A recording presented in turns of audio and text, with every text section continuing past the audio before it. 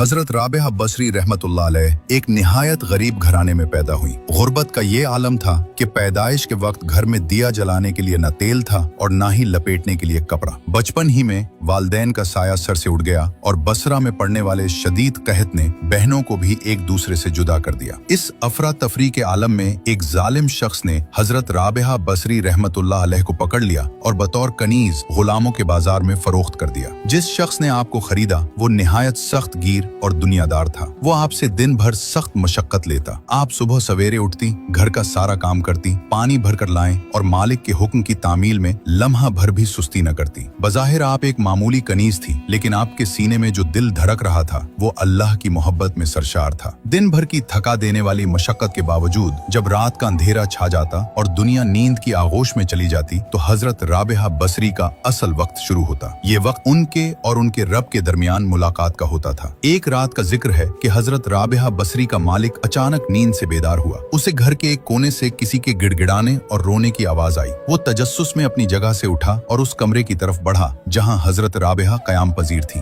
दरवाजे की दरार से उसने जो मंजर देखा उसने उसके वजूद को हिला कर रख दिया। उसने देखा कि हजरत राबिया सजदे में पड़ी हैं, आंखों से आंसुओं की झड़ी लगी है और वो अपने रब से मुनाजात कर रही हैं। इनके अल्फाज कुछ यूं थे, ऐ मेरे परवरदिगार, तू जानता है कि मेरे दिल की आरजू सिर्फ तेरी इताअत है और मेरी आंखों की ठंडक तेरी इबादत में है। अगर मामला मेरे इम्तिहान में होता तो मैं एक लम्हा भी तेरी याद से गाफिल न होती और रात दिन तेरी ही इबादत करती, लेकिन तूने मुझे अपनी एक मखलूक का महकूम बना दिया है, इसलिए मैं तेरी बारगाह में देर से हाजिर होती हूँ। मालिक की अल्फाज सुन ही रहा था कि उसने एक अजीब करामत देखी। उसने देखा कि एक नूरानी कंदील बगैर किसी जंजीर या सहारे के हवा में मुअल्लक है और उसका नूर हजरत राबिया के सर पर साया फिगन है। इस नूर ने पूरे कमरे को रोशन कर रखा था, लेकिन ये रोशनी आम चरागों जैसी न थी। इसमें एक रूहानी सुकून और हैबत थी। ये मंजर देखकर मालिक पर कपकपी तारी हो गई। उसे एहसास हुआ कि ये कोई मामूली कनीज नहीं बल्कि अल्लाह की कोई बहुत बरगुजीदा बंदी है। वो डर गया कि अगर उसने अल्लाह की ऐसी वलिया से खिदमत लेना जारी रखा तो कहीं उस पर अल्लाह का अजाब न नाजिल हो जाए। वो सारी रात बेचैन रहा और सुबह का इंतजार करने लगा। जैसे ही सूरज तुलू हुआ उसने हजरत राबिया को बुलाया। इसका लहजा अब हाकिमाना नहीं बल्कि आजिजाना था। उसने कहा, ए राबिया, मैंने आज रात तेरा मकाम देख लिया है। मैं तुझे मजीद अपनी खिदमत में नहीं रख सकता। आज से तुम अल्लाह के लिए आजाद हो। अगर तुम चाहो तो यही मेरे पास रहो। मैं तुम्हारी खिदमत करूंगा और ये मेरे लिए सादत की बात होगी, और अगर तुम चाहो तो जहां मर्जी जा सकती हो। हजरत राबिया बसरी रहमतुल्लाह अलैह का ये वाकया हमें सबक देता है कि जब इंसान का ताल्लुक अल्लाह से मजबूत हो जाता है तो दुनिया की जंजीरें खुद ब खुद टूट जाती हैं और अल्लाह अपने बंदों की इज्जत और तौकीर का इंतजाम ऐसे तरीकों से करता है जो इंसानी अक्ल से मावरा होते।